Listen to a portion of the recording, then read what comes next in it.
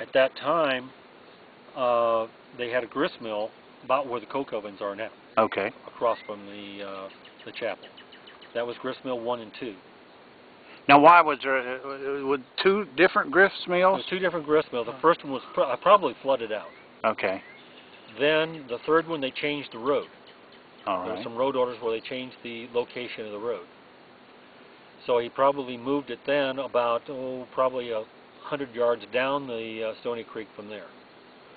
I don't know what caused the third one to be abandoned, but then it was moved down to where the fourth one that was torn down in '56 and moved to Babcock State Park. So the mill that we see, for the sake of those watching, for the mill that we see, right, on those beautiful calendars. That's correct.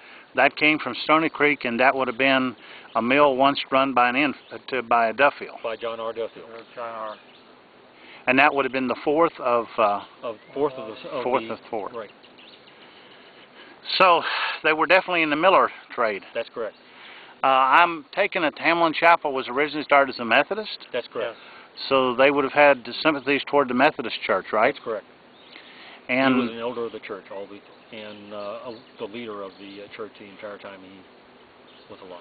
So we probably would want to describe the Duffields as being basically pretty religious people. Very religious. In fact, in Price's book, it talks about John R. and Abraham, the fact that he attended a service when Abraham spoke, because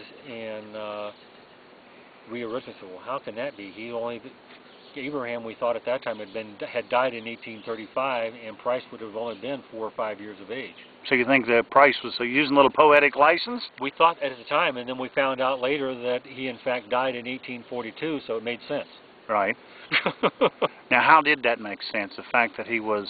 Well, if he was, instead of 7 years later, if he was, it means he would have probably been 11 or 12.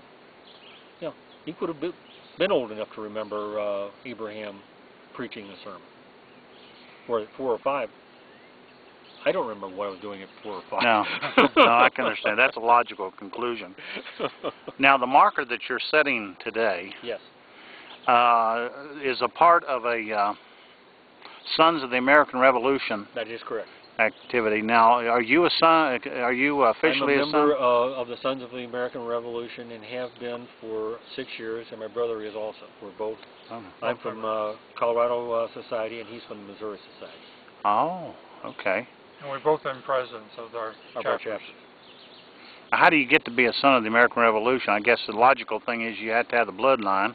It's a lineage society. So it's basically a genealogical expedition that you make. That's correct. How long have you been making this journey, or this expedition? This expedition started basically in about the year 2000.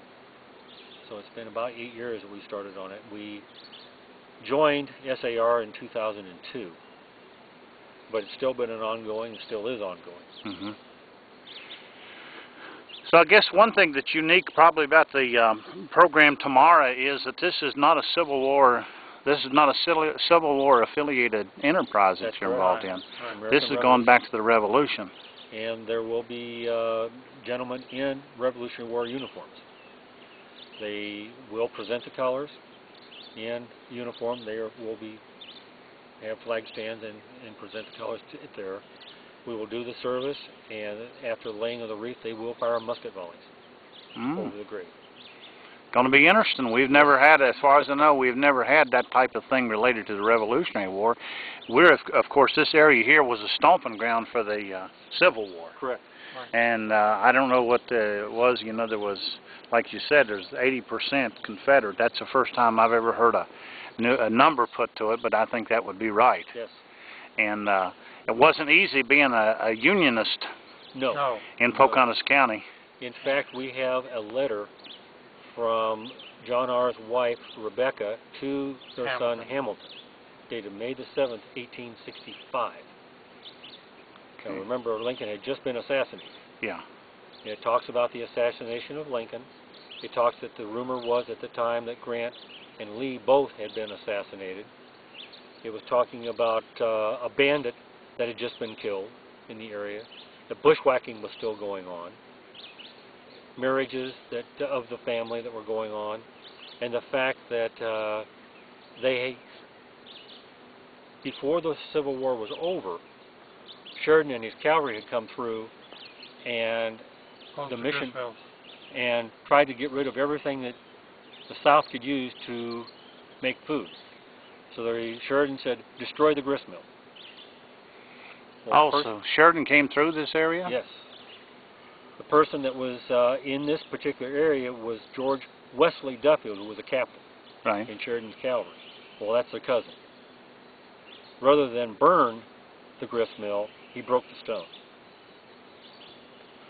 Same thing. And we're talking about the last and final mill, right?